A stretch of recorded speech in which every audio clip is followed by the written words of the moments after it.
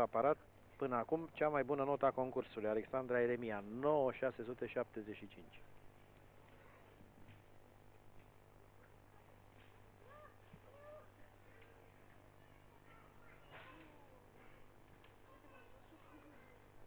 Serie acrobatică dintre elemente. Danilova înainte.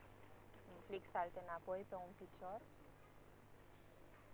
O serie executată de foarte multe gimnaste, pentru că primește o bonificație foarte bună.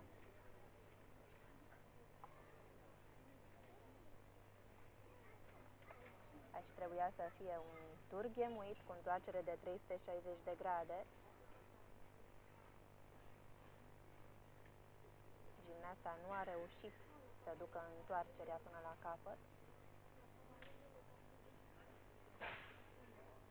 Salt înainte grupat.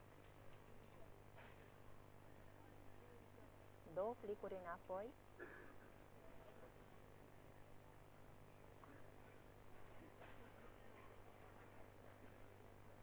Salt lateral grupat.